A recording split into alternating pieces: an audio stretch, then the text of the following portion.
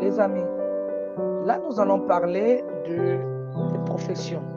Il y a des gens qui se retrouvent en train de faire des choses qui ne sont pas, qui ne les ont pas été destinées. Et moi, à l'époque, quand je me suis retrouvée dans ce genre de situation, je me suis mise à prier. Parce que je me suis retrouvée en train de tout faire. Je connaissais tout faire. Je m'imaginais toujours en train de réussir très vite et d'avancer très, très, très vite. J'ai oublié que cette forme d'attitude était celle que le diable mettait devant nous pour nous faire croire que nous allons arriver facilement et les choses vont aller très vite à notre avantage, non à l'avantage de Dieu. Ah.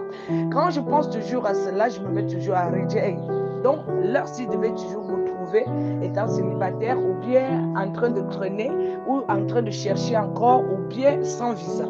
Donc toutes ces choses-là, parfois je le revois et je me demande pourquoi je me suis mise trop de pression. Et dans cette pression, nous perdons beaucoup de force, beaucoup de forme. Et notre beauté, parfois on perd beaucoup. Quand on se rend même compte qu'on a beaucoup perdu, on dit, oh Seigneur, où est-ce que je sors? Ben, le problème, je dis toujours, ce n'est pas de regretter, c'est de prendre maintenant conscience de ne plus regretter. Donc maintenant, au moment où tu te rends compte, tu as perdu beaucoup de temps sur certaines choses qui ne valent pas la peine. Il est très important maintenant de comprendre le pourquoi tu as perdu ce temps et de ne plus jamais, et de ne plus se retrouver en train de regretter. Le regret ici nous plonge dans la solitude. Et le regret nous amène à ne pas avancer. En voulant toujours regarder derrière, nous avons comme impression que les choses vont nous revenir comme elles étaient avant. Ta beauté ne peut plus revenir comme elle était avant. Ton physique, tout ce que tu as eu à faire. Peut-être si tu les as perdus, rattrape-toi au niveau où tu es. Au niveau où tu es aujourd'hui, c'est ce niveau-là qui t'interpelle. Le reste, ce n'est pas important. Et le niveau où tu es aujourd'hui t'interpelle et tu dis, ben, ne me perds pas aussi pour regretter demain. Donc chaque fois où je disais, Seigneur, pourquoi tout ce que je fais, j'arrive à bien faire tout ça, mais quelle est vraiment ma profession? Je me suis mise à prier. Et le Seigneur ne me répondait pas, je me suis mise à faire le chapelet. J'ai dit, Seigneur, guide-moi, j'aimerais que tu puisses me dire exactement qui est-ce que je suis, quelle est ma profession. Je ne vous mens pas aujourd'hui, quand je me retrouve écrivant, je suis étonnée.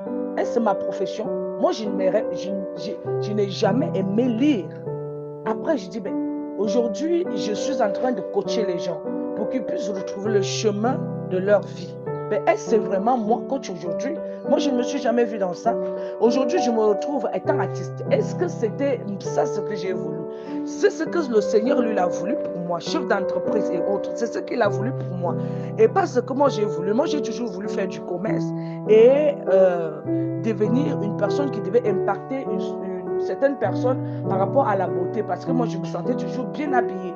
Donc, ce qui fait en sorte qu'aujourd'hui, quand je me retrouve dans ce genre de situation, donc il est très important que nous puissions mieux prier et mieux connaître la réalité et qu'est-ce que nous devons faire pour notre vie. N'hésitez pas de nous suivre chaque jour pour plus de conseils pratiques qui vous aideront à coup sûr au quotidien. Merci.